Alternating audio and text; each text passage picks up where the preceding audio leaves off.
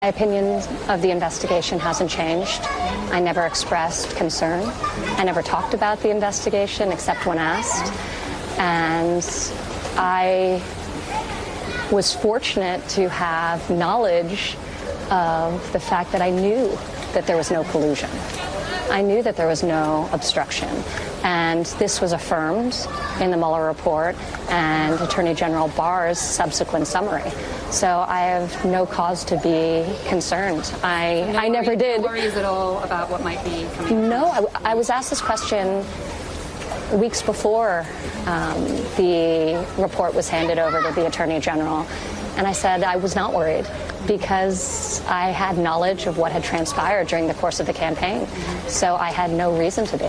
With a redacted version of the Mueller report set to be released, Ivanka Trump is towing the White House's line by continuing to claim, without having read a single word of it, that the Mueller report is all good news for the president. Notwithstanding the fact that all we have thus far is a 4-page summary written by a partisan official handpicked by Trump because of his stated opposition to the special counsel investigation, or that Mueller's investigators have spoken out about how Barr's summary didn't adequately portray the findings, or the fact that the White House has once again made clear their plan to step up its attacks on the investigation regardless of what the actual report says when released. Notwithstanding all of those things, the only piece of information that we need is that Mueller's report said outright that his investigation does not exonerate him on the obstruction of justice issue. So then for Ivanka to claim not only that Mueller's report said that, but that she knew it all along, is a level of disillusionment that I imagine comes from years of your father handing you everything and thinking that you've earned it. And worse yet is the fact that despite Ivanka's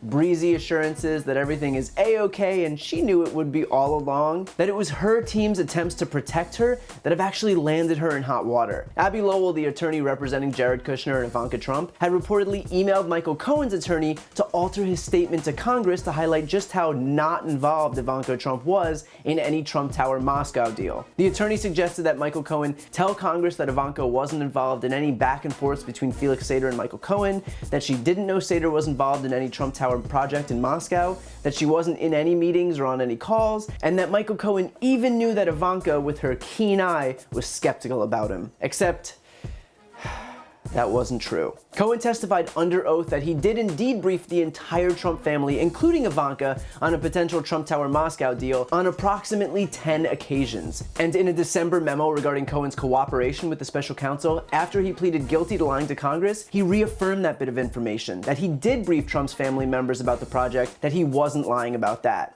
Also, at that point, no longer loyal to Trump and cooperating to stay out of prison for as long as possible, Cohen had no more reason to lie. On the contrary, it would have actually hurt him. That said, you don't need to take it from Cohen. In November of 2015, Ivanka forwarded Cohen an email from a Russian weightlifter who said in the email that he would arrange a meeting between Trump and Vladimir Putin to discuss, shocker, a real estate opportunity in Russia. So when Ivanka says that she wasn't involved in any meetings whatsoever to discuss a Trump Tower Moscow, I'm sure she just meant aside from when she helped facilitate a meeting about a Trump Tower Moscow. I will never understand why this administration continues to operate under the pay no attention to the man behind the curtain defense, but thank God they do, because it usually tells everyone else exactly where to look.